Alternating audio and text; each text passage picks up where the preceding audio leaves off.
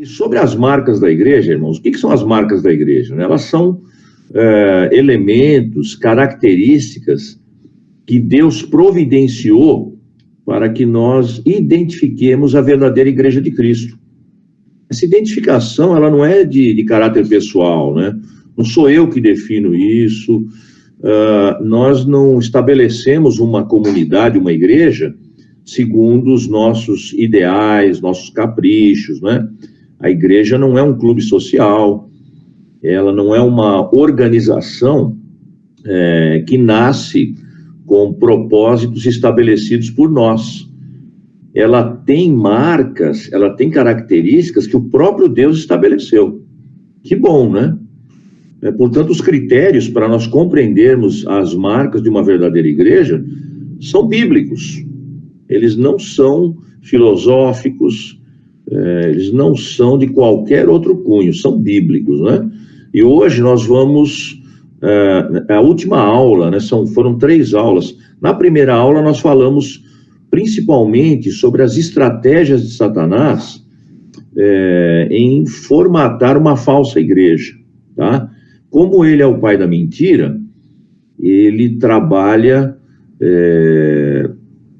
desculpa a expressão que eu vou usar, né? Ele trabalha muito bem nesse sentido, ele engana muito bem, tá? Então ele estabelece uma falsa igreja, que nós lemos, né, lá no livro do Apocalipse, desde o primeiro século, quando Jesus diz a João para mandar as cartas para as igrejas, ele usa aquela expressão, né, que define a falsa igreja como sinagoga de Satanás, né, que, como eu disse, pode se apresentar de 2 formas. Ela pode se infiltrar dentro da verdadeira igreja, tá? E ela pode também chegar ao ponto de toda a igreja ter apostatado da fé, ter abandonado a Escritura. Isso acontece, são 2 situações, né? E nós precisamos, então, enxergar isso. E como enxergar isso, né? Como é que você vê quando uma igreja é falsa? Quando você conhece a verdadeira, tá? E verdadeira, a Bíblia nos ensina. Deus é tão maravilhoso, né? Ele é perfeito, e ele, então, sabendo das nossas limitações, ele, através das Escrituras, nos ensina quais são as marcas dessa verdadeira igreja, tá? Então, hoje nós vamos falar principalmente sobre isso. Eu vou apresentar o texto, né? E ao longo do estudo, se os irmãos, as irmãs tiverem qualquer dúvida ou pergunta, podem me interceptar, ok? Então, hoje a nossa aula 12, tá? Parte 3. E a pergunta que começa a nossa aula é essa: como distinguir a verdadeira igreja da falsa igreja? Existem marcas estabelecidas por Deus que, por ocasião da reforma protestante, foram definidas, né, foram classificadas em 3, tá? Por que na reforma, irmãos? Porque durante a Idade Média, nós já falamos sobre isso, né? Que foi do período do ano 590 ao ano 1517, a igreja da Idade Média desenvolveu práticas extra-bíblicas. A igreja da Idade Média, a igreja católica romana, desenvolveu práticas que se afastaram das Escrituras, né? Então, em 1517, com o movimento da Reforma Protestante, foram trazidas de volta aquilo que a Bíblia estabeleceu desde os tempos da igreja primitiva. Os irmãos entendem isso?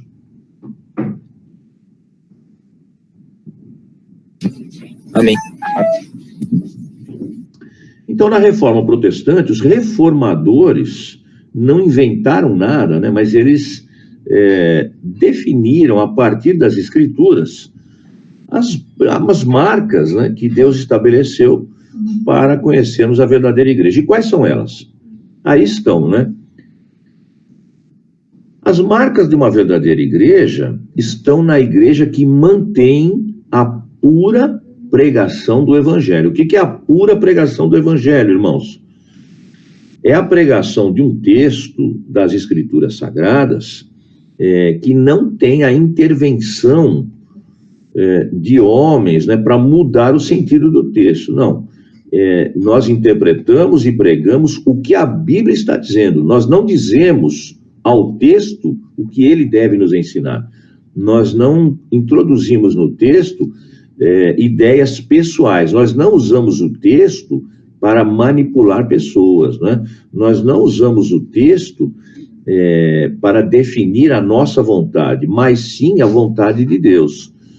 Então, muitas vezes a pregação do Evangelho, ela vem de encontro aos nossos corações para nos corrigir, nos exortar, nos ensinar, né?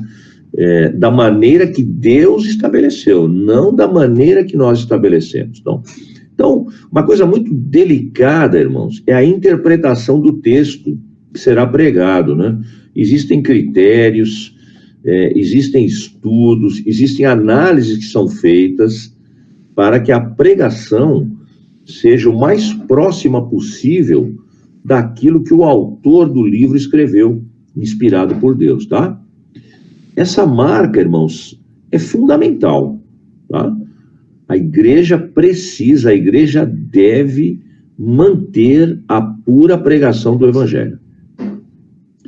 Segunda marca, a igreja mantém a pura administração dos sacramentos, batismo e santa ceia.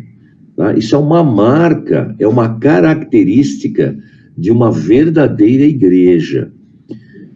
Nós não temos autoridade para mudar isso. Nós não temos autoridade para inserir tradições humanas e denominá-las como sacramentos. Daqui a pouco nós vamos falar mais sobre essas marcas, nós vamos detalhar, né? Mas então, a pura administração dos sacramentos é também uma marca da verdadeira igreja.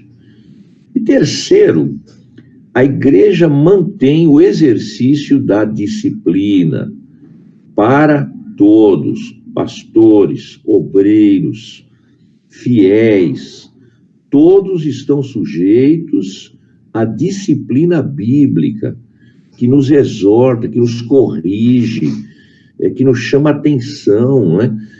Que trata conosco para que voltemos, né, à prática daquilo que a Bíblia ensina. Quando nós erramos, quando nós caímos, e muitas vezes quando erramos e permanecemos no erro, o exercício da disciplina, irmãos, é indispensável, e a Bíblia trata disso, né?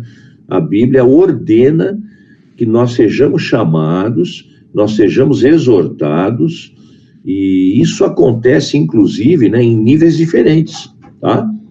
Então, uma marca da verdadeira igreja é a manutenção da disciplina bíblica, tá? Ok? Essas são as 3 marcas principais, né, fundamentais, que Deus estabeleceu para que os crentes saibam definir, enxergar uma verdadeira igreja. Então, obviamente, né, você que congrega hoje, na sua igreja local, você tem condições, né, de analisar se ela mantém esses 3 aspectos, né, que a definem como verdadeira igreja, tá? Assim, a igreja se orienta como? Segundo a palavra de Deus.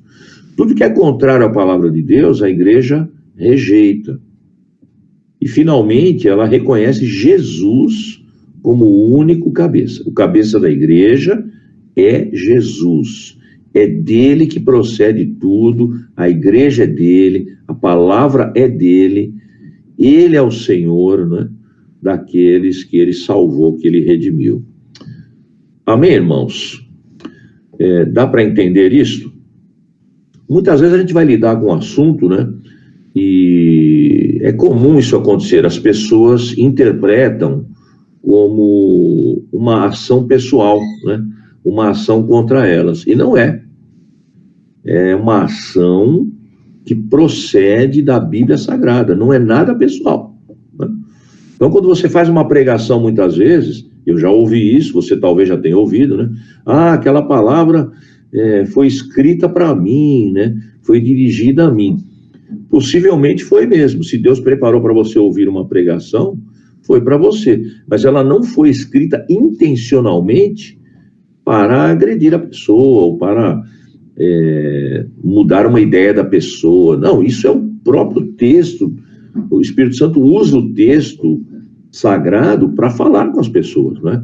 Muitas pessoas pensam, né, que o pregador toma conhecimento do assunto e vai pregar, né, para criticá-la, para exortá-la.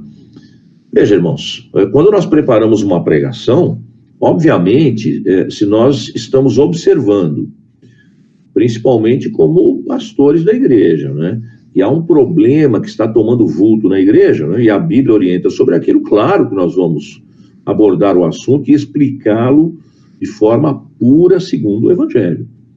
Mas jamais haverá na pregação um caráter pessoal, né, um caráter agressivo, um caráter vingativo. Aí deixa de ser a pura pregação do Evangelho, né? Também isso acontece na questão da disciplina, né? Ah, mas por que você está me corrigindo e falando isso para mim? Bom, simplesmente porque a Bíblia manda fazer isso, né?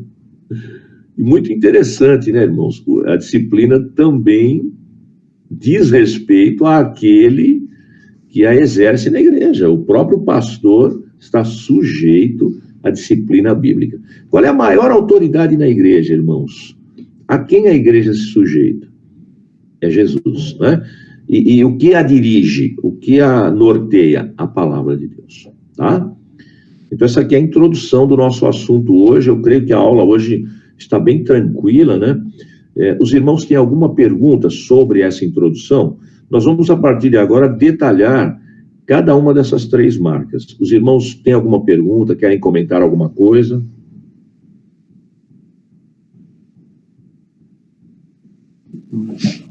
Não, pastor, aqui eu vejo tudo claro e é uma das coisas que nós precisamos, para quem vai, por exemplo, escolher uma igreja para congregar, são coisas básicas, né, pastor? São coisas que tem que ter importantes e tem muita atenção, né?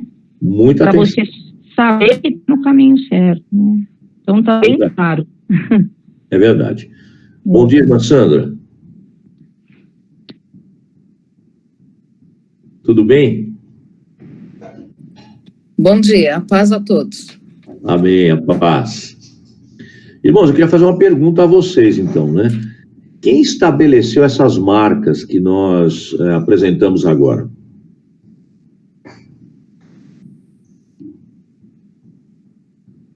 Quem estabeleceu? Foram os reformadores? São os pastores?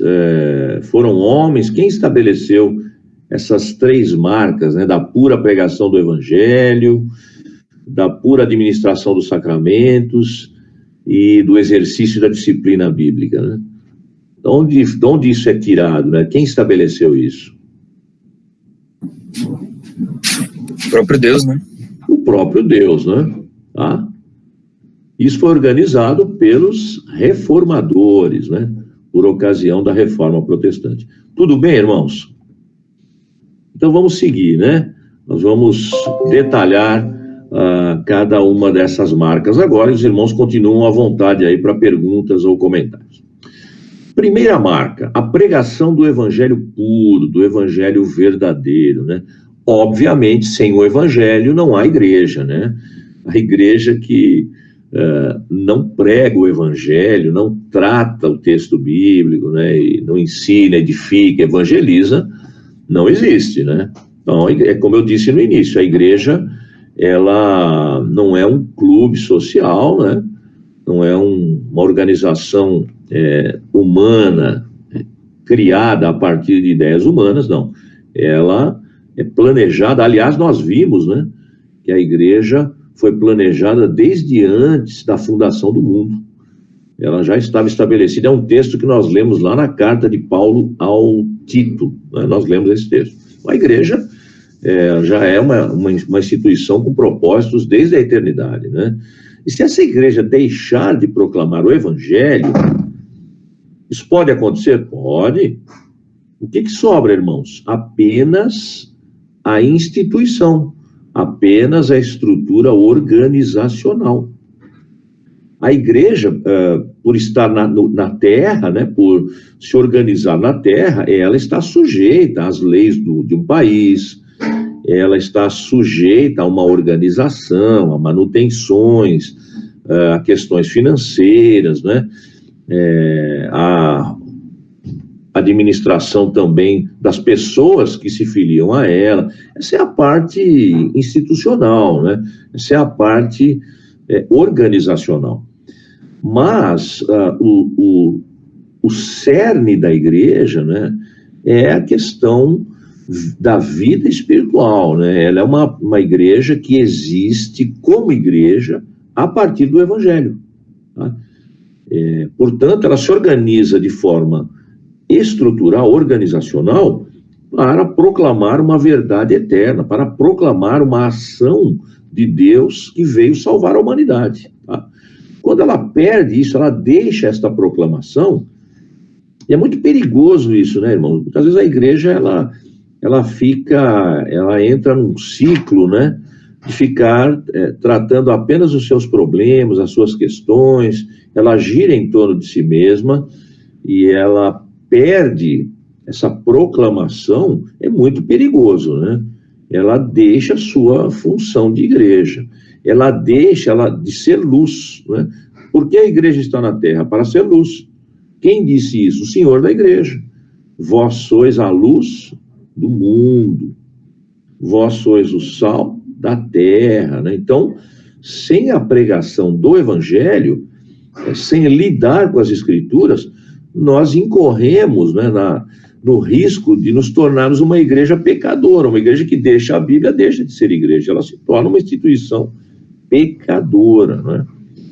E eu marquei aqui um texto, irmãos, em Apocalipse, capítulo 2, versículo 5, que mostra, né, que quando isso acontece, ela pode ser removida da função de igreja. Tá? Por quem? Pelo Senhor da igreja.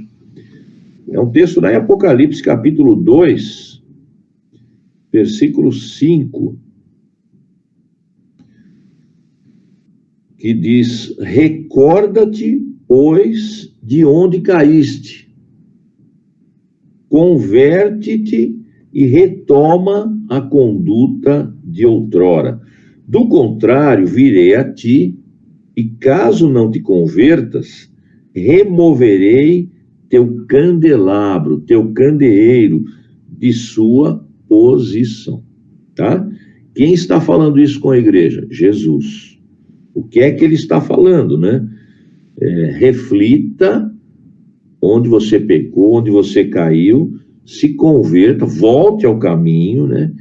E retome o caminho da igreja, que você praticava antes. Então, a igreja, ela corre o risco de pecar, né, de abandonar a palavra. O que é pecar, né? É quando nós agimos contra a vontade de Deus, contra a palavra de Deus. Quando isso acontece? Quando nós deixamos a palavra.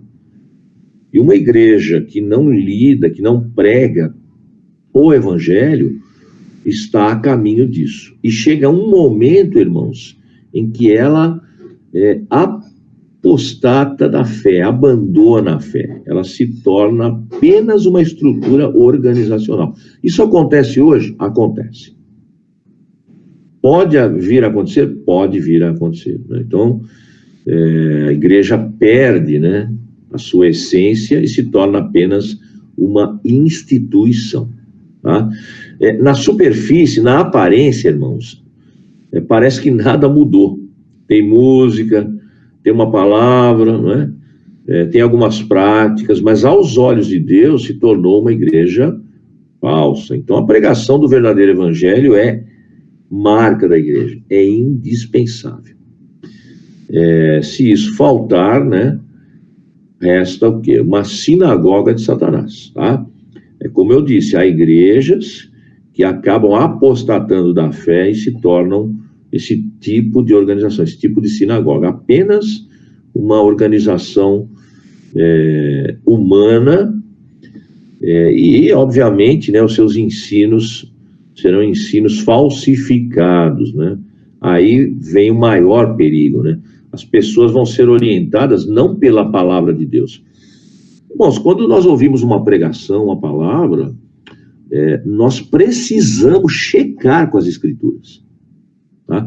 Às vezes a pessoa fala bem, se expressa bem, ela fala palavras agradáveis, né? Ela muitas vezes fala palavras que caem no nosso coração, a gente fica alegre. Puxa, é isso que eu esperava, é isso que eu queria. Cuidado. Cheque estudos, pregações, conselhos, palavras com a Bíblia Sagrada. Se você tem dúvidas, você precisa falar com o pastor, com a pastora. Você precisa esclarecer. E a palavra do pastor e da pastora precisam ser checadas com a maior autoridade, que é a Bíblia Sagrada, tá? O Evangelho fala de Jesus, tá?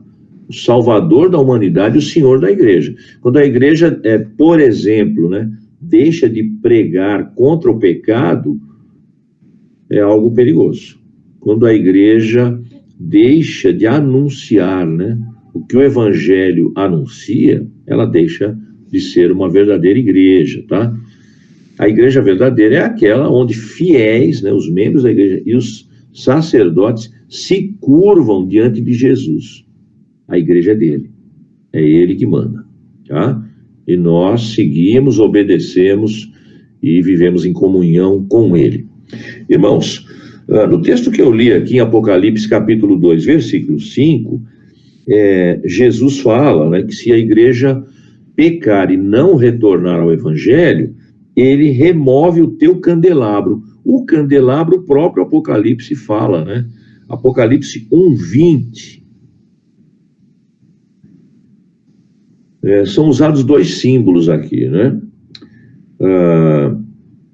As estrelas, né? As estrelas e os candelabros. Apocalipse 1:20 diz: quanto ao mistério das 7 estrelas que viste em minha mão direita, Jesus está falando, e os 7 candelabros de ouro, as 7 estrelas são os anjos das 7 igrejas. E os 7 candelabros são as 7 igrejas. Então, remover o candelabro é remover a igreja, tá?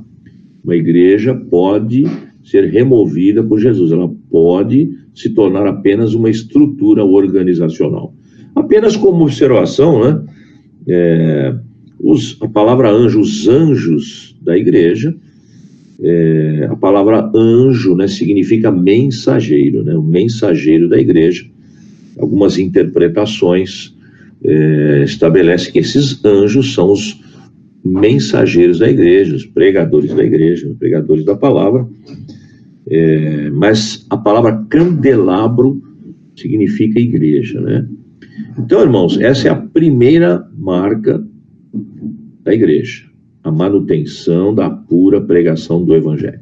Sobre esta marca, alguma pergunta, algum comentário?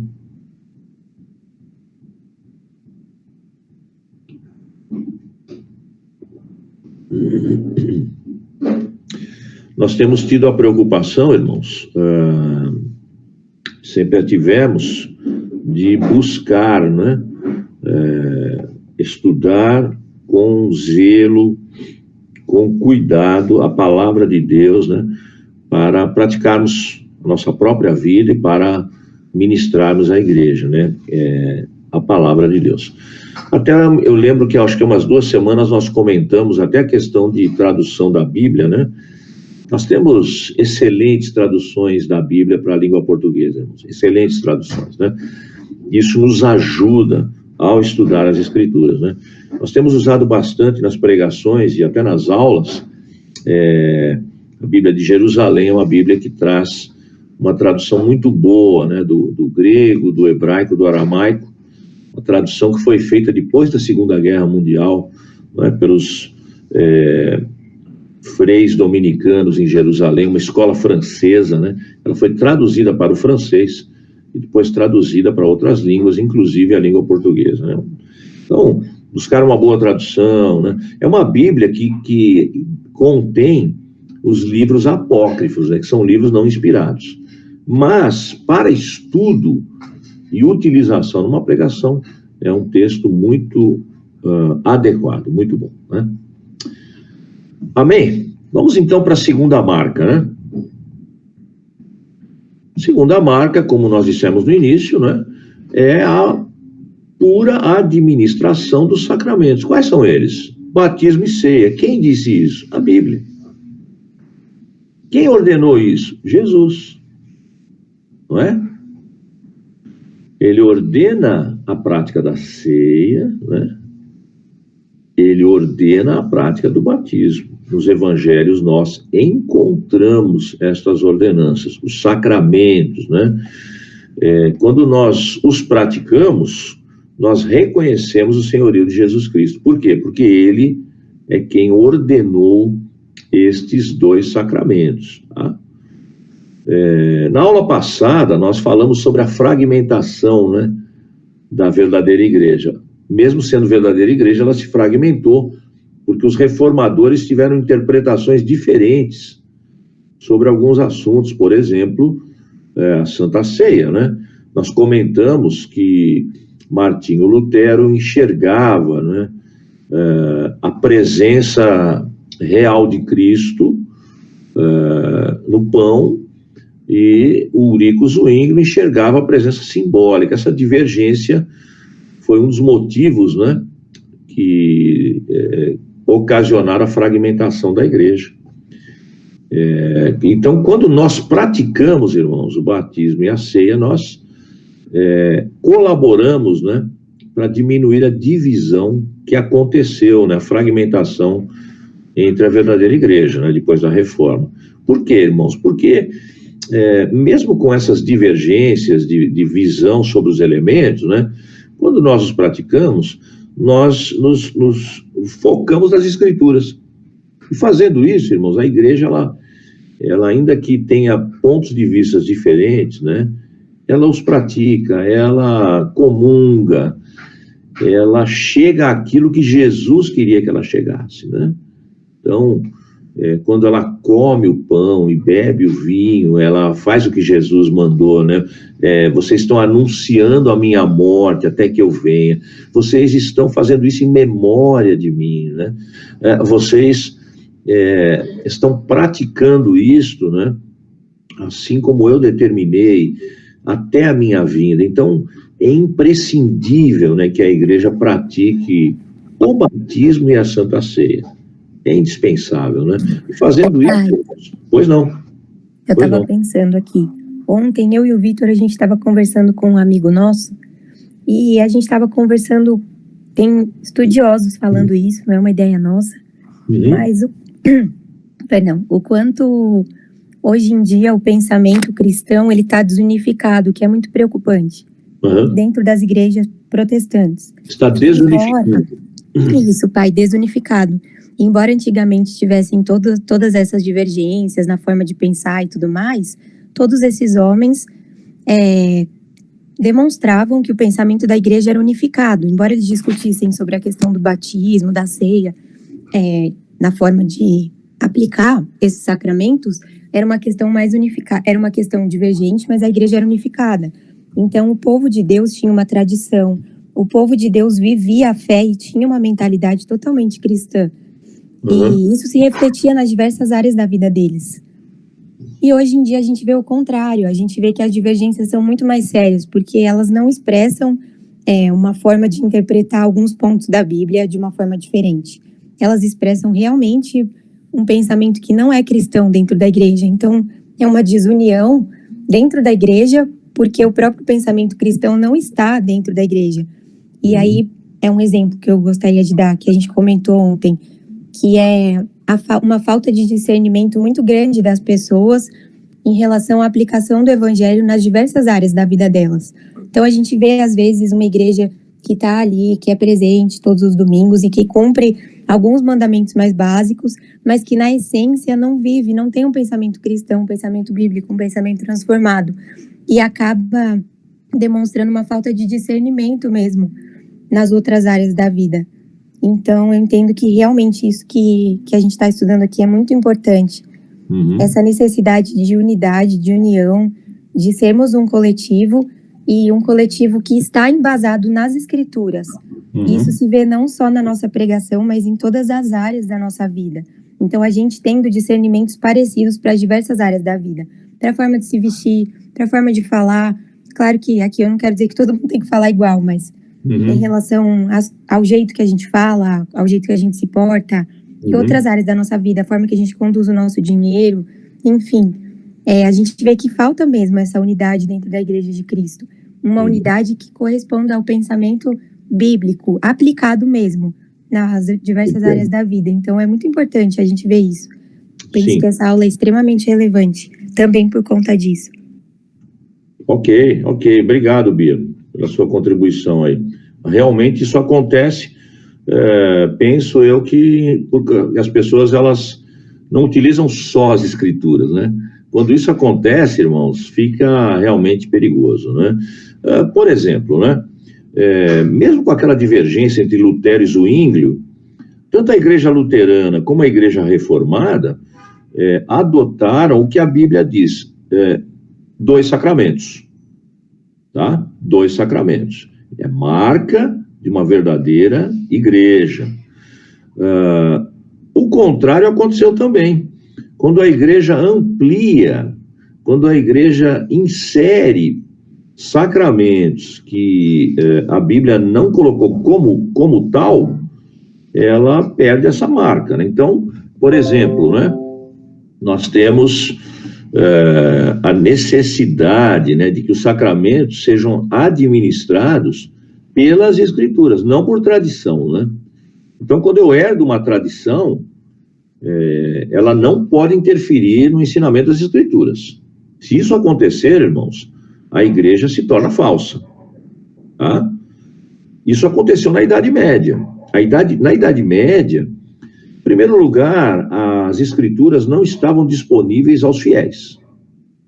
Em segundo lugar, não eram somente as escrituras que eram consideradas, não é? As tradições fizeram com que a igreja acrescentasse outros sacramentos. Então a igreja não se curvou às escrituras. Ela utilizou também tradições e definiu outros sacramentos. Vou dar um exemplo, né, dos 7 sacramentos: batismo, crisma. O que é a crisma? Crisma é a confirmação do batismo.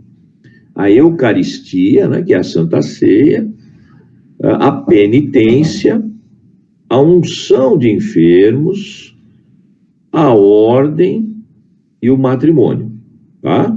Então a tradição conduziu a igreja a ampliar os sacramentos que Jesus e a Bíblia definiram como 2.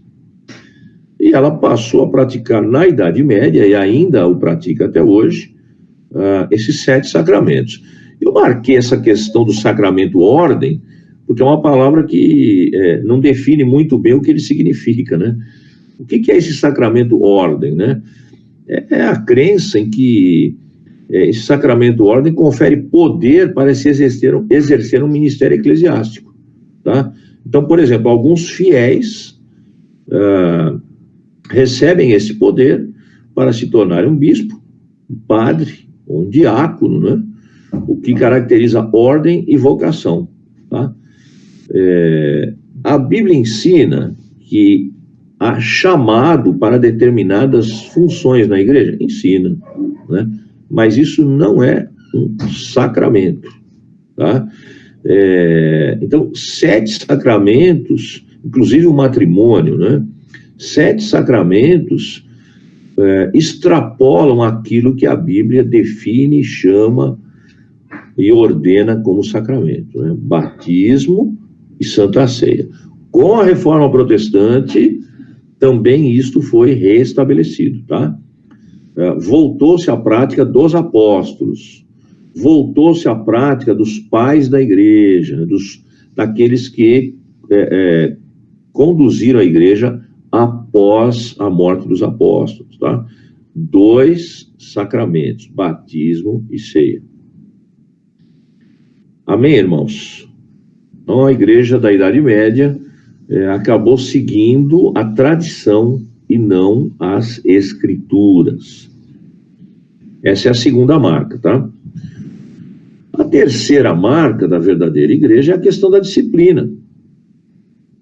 A verdadeira igreja, irmãos, ela reconhece pela Bíblia uma responsabilidade moral, ela tem um código de ética, né? Ela tem uma prática bíblica que precisa ser preservada. E quando membros e pastores pecam, precisam ser corrigidos, né? E vou falar pela terceira vez, né? A igreja é a igreja de Deus. Ela não é um local, né? Apenas social, né? Onde se encontram colegas de seminário, familiares, amigos, né?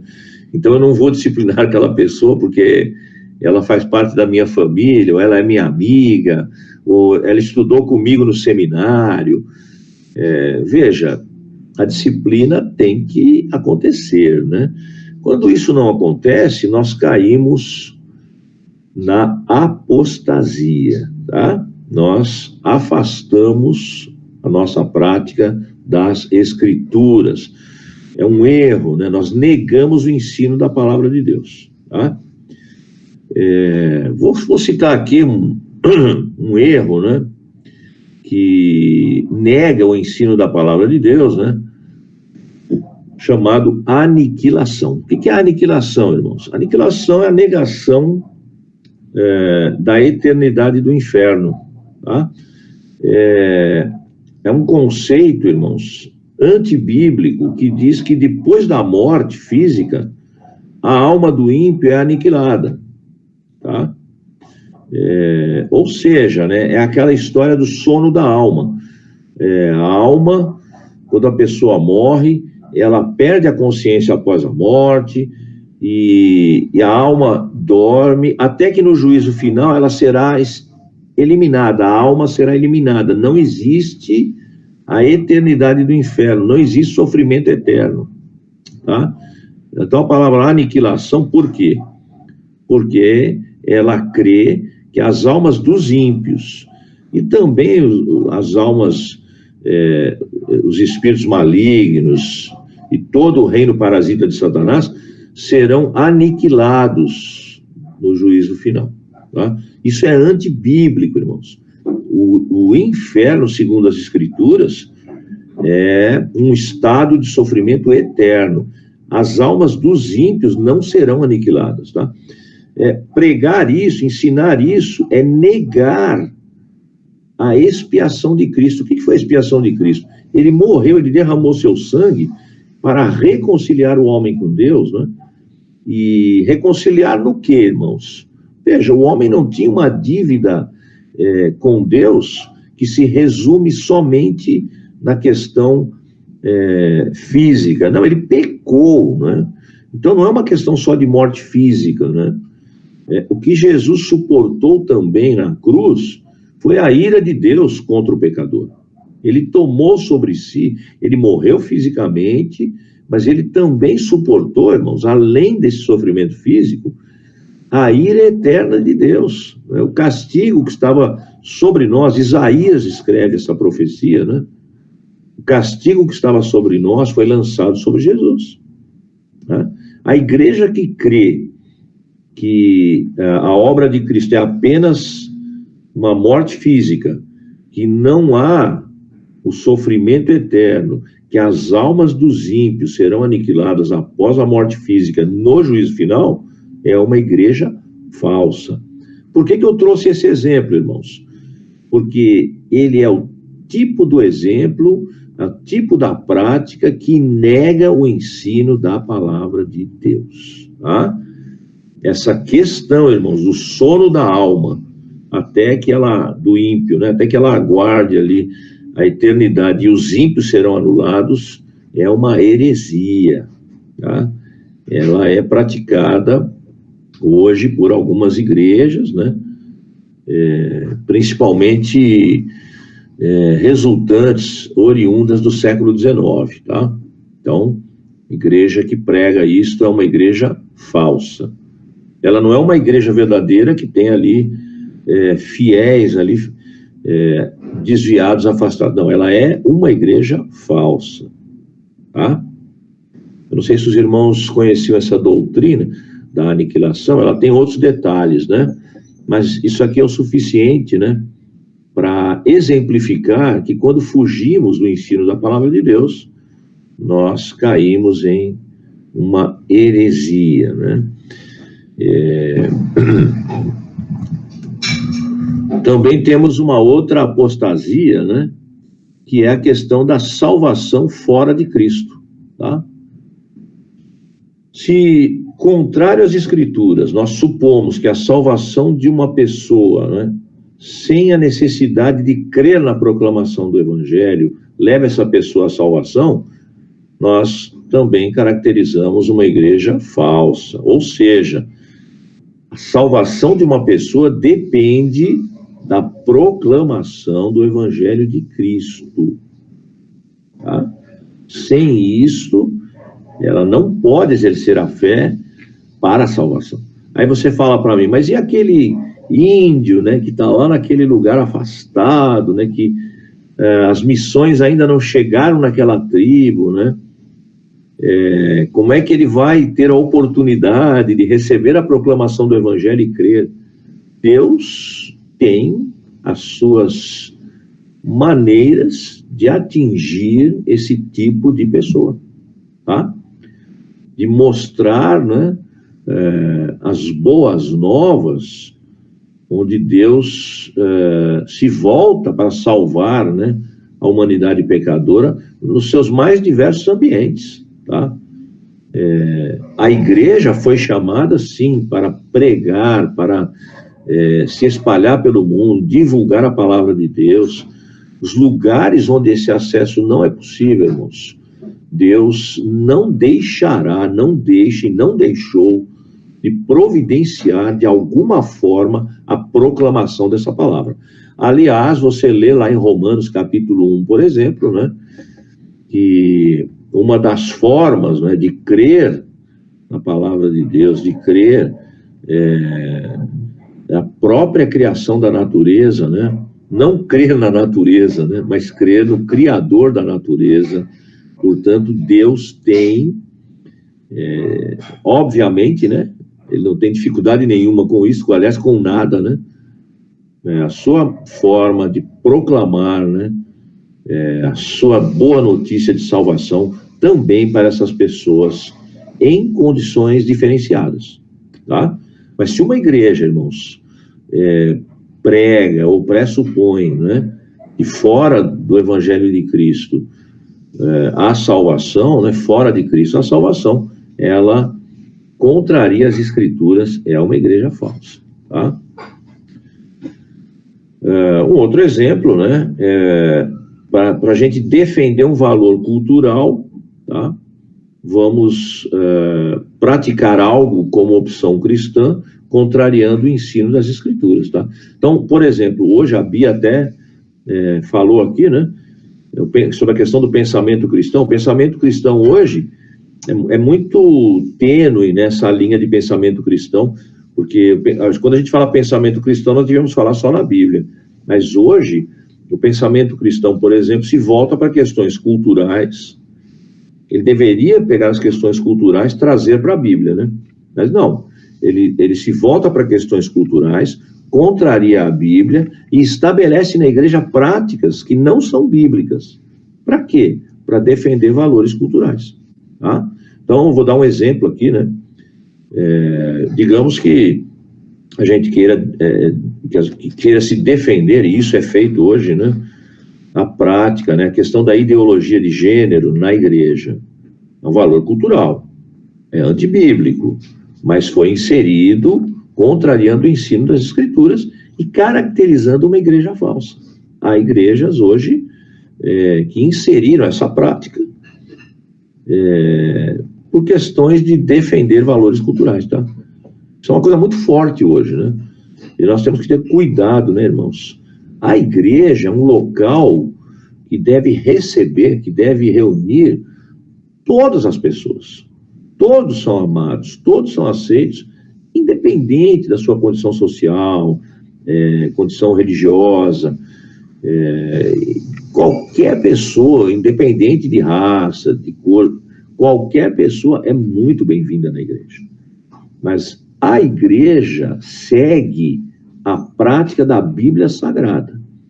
E os valores culturais que são importantes na nossa sociedade se sujeitarão às Escrituras, e não o contrário, tá?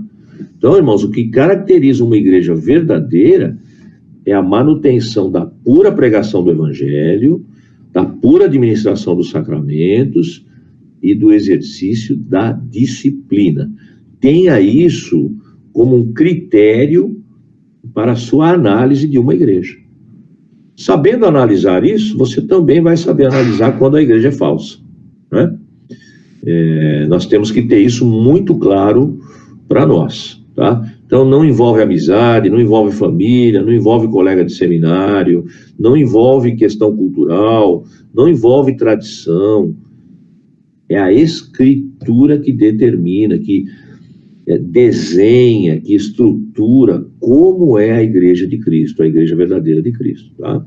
Portanto, não é questão pessoal, né? A igreja não é uma instituição que deve exaltar homens, né? Que deve promover pessoas. Ela deve exaltar o Senhor. Ela deve promover a palavra de Deus.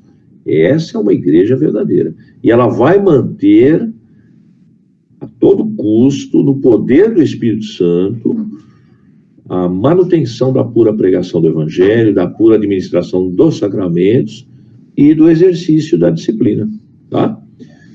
Se ela começar a pregar coisas contrárias, né, como aniquilação da alma, salvação fora de Cristo, valores culturais acima das Escrituras, ela vai se tornar uma igreja apóstata, abandonou a fé, pratica heresia, é uma igreja falsa. Amém, irmãos? Perguntas?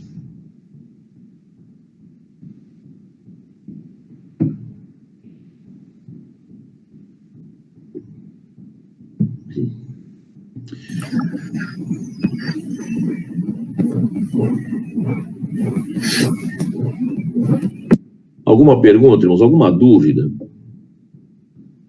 A nossa aula hoje é uma aula bem voltada para essas 3 marcas aí, né?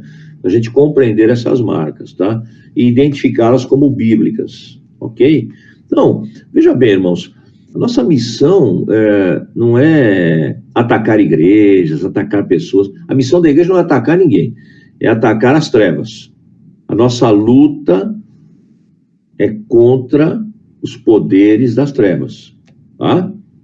E a nossa luta é para manter a prática da Bíblia Sagrada. Ok, irmãos? Não é criticar igrejas. Mas, quando nós identificamos ensinamentos e práticas contrárias às Escrituras, nós enxergamos ali uma igreja falsa, né? O ano passado, eu fui abordado, né, por 2 moças, aqui na rua de casa, né? Elas vieram me evangelizar, e eu as ouvi, né? E elas começaram a pregar para mim. Quando elas se identificaram, né, a igreja em que elas congregavam, eu criei uma expectativa. Eu falei, bom, elas vão apresentar para mim o elemento principal que essa igreja coloca para dizer que é uma verdadeira igreja. Eu já sabia, né? Essa igreja, irmãos, que elas congregam e que vieram me evangelizar, ensina que a igreja delas é o retorno da igreja primitiva, tá? A igreja delas é uma igreja que nasceu no século XIX, com esse pressuposto. Olha, a igreja deixou de existir sobre a face da terra, e agora o Senhor chamou, né, um profeta, ele encontrou um livro sagrado, né, numa floresta, um anjo falou com ele, e a missão é que nós somos o retorno da igreja primitiva. Então, quando elas começaram a me evangelizar, eu falei, provavelmente elas vão me apresentar essa mensagem que eles são o retorno da igreja primitiva. E não deu outra. No final da conversa, né, elas me deram um livrinho, né, onde estava escrito na capa, né, restauração da igreja. Eu falei, tá aqui, né? Por quê? Porque esta é a mensagem dessa igreja, tá? É uma igreja, veja, Eu não posso, irmãos, me debruçar, me inclinar sobre algo que, no século XIX, irmãos, Deus chamou um profeta, Deus deu um livro sagrado para ele, para colaborar com as escrituras, né? Deus, através de um anjo, fala com ele que é o retorno da igreja primitiva. Irmãos, todas estas afirmações são antibíblicas.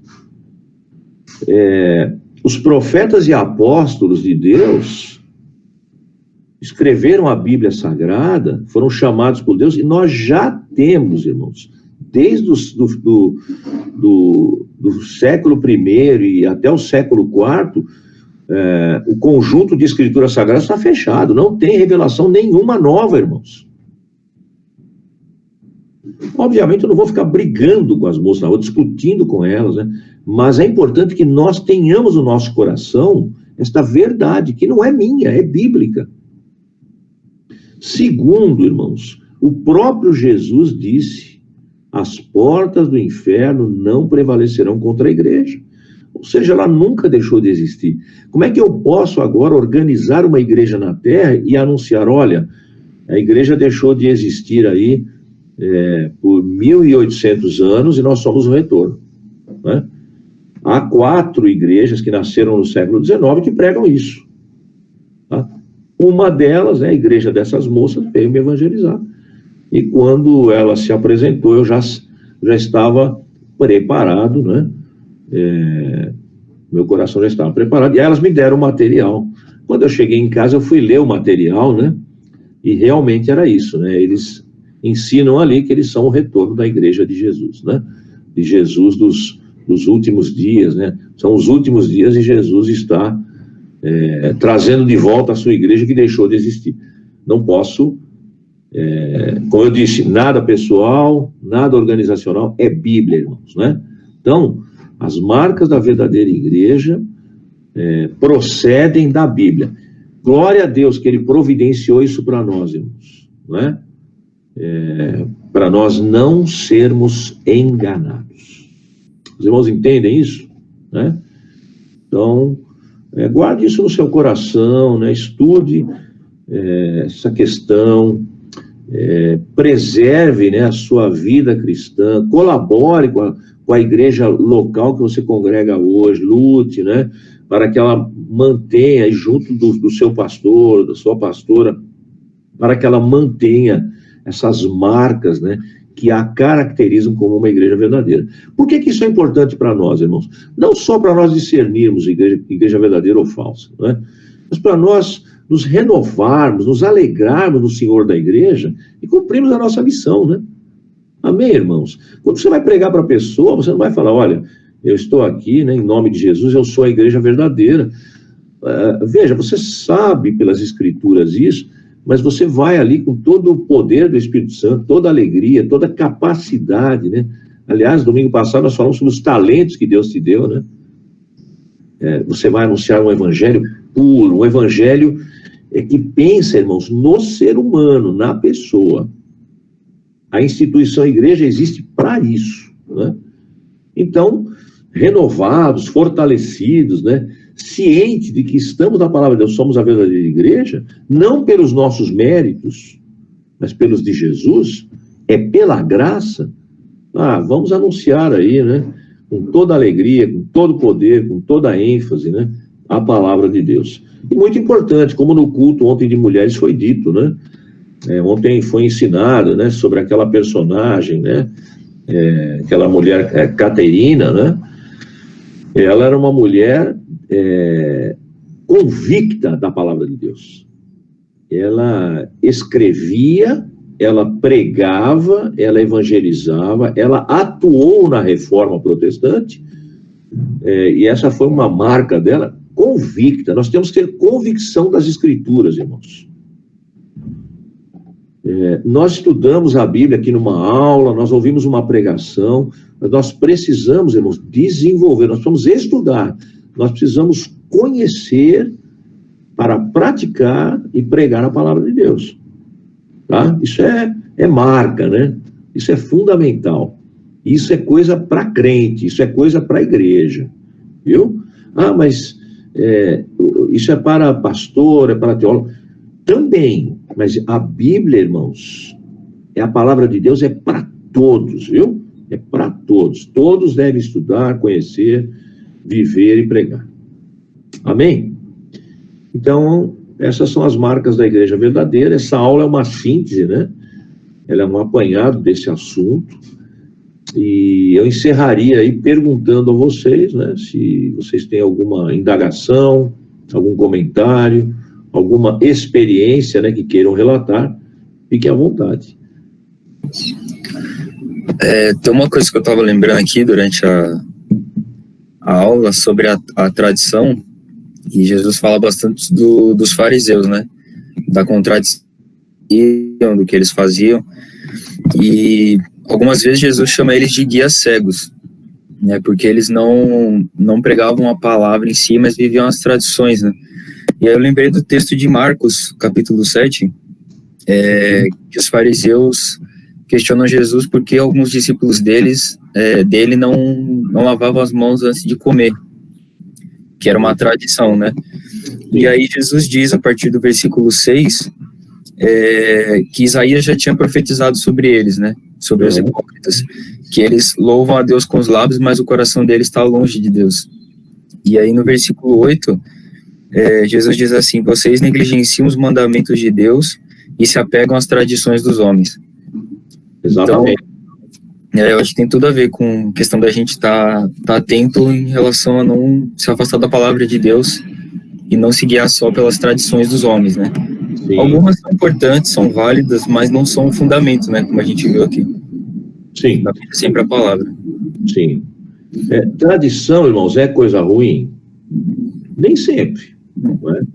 Mas ela nunca pode extrapolar, substituir, andar lado a lado com a palavra de Deus. Tradição é tradição. Não é? Digamos que a gente estabeleça uma tradição na igreja. Né? Em primeiro lugar, ela não pode ser antibíblica. Em segundo lugar, se o pastor estabelecer uma tradição na igreja, ele precisa explicar: olha, isso aqui é algo, né, que eu estou organizando, que eu estou estabelecendo por causa disso, disso e disso. Usar a Bíblia para estabelecer uma tradição que você quer é complicado. Então, esse texto realmente, Dani, eles estavam, no caso dos fariseus, né, e do judaísmo, aconteceu isso, né? Eles tinham a palavra de Deus? Tinham. Eles ensinavam a palavra de Deus? Ensinavam. Né? Eles tinham a lei de Moisés, o Antigo Testamento, mas eles acrescentaram tradições, né? E homens, inclusive o Vitor citou numa das aulas também, sobre a questão da literatura judaica, né? A literatura judaica não tinha só a finalidade, né, de organizar a sociedade, mas também acabou entrando nas questões de fé, de religião, e aí é complicado, né, irmãos? A Bíblia é soberana. Só a Escritura, só a Bíblia. Sim.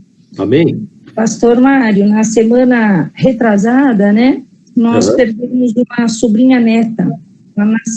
Ela não chegou a nascer, né, a minha sobrinha estava de 9 meses e por diabetes e tal, ela morreu na barriga, então ela não chegou a nascer, né, ela nasceu morta. Puxa.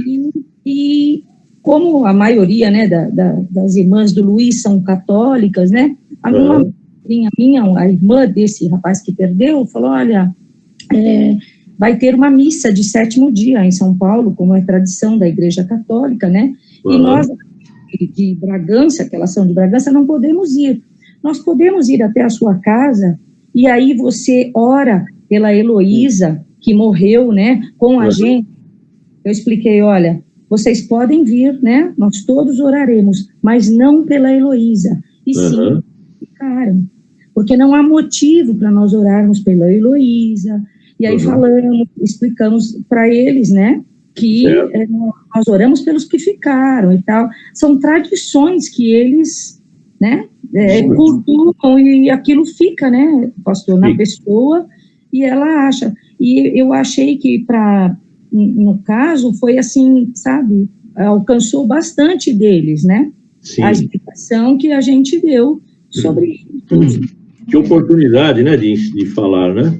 Falar, foi uma oportunidade muito boa. E ali eles nos visitaram todos, muitas pessoas, e ali nós oramos depois pelos parentes que ficaram, os pais que perderam e tudo mais, né? E fomos buscar, né, pastor, nos livros apócrifos, né? Onde está, explicamos o porquê dos livros apócrifos. Ótimo. Sim, foi uma coisa bem assim que nós pudemos, sabe, Sim. orientar nesse sentido. Eu creio, pastor, que muitos deles agora se não deixaram de acreditar no purgatório, eles estão bem em dúvida. Estão pensando sobre o assunto, né?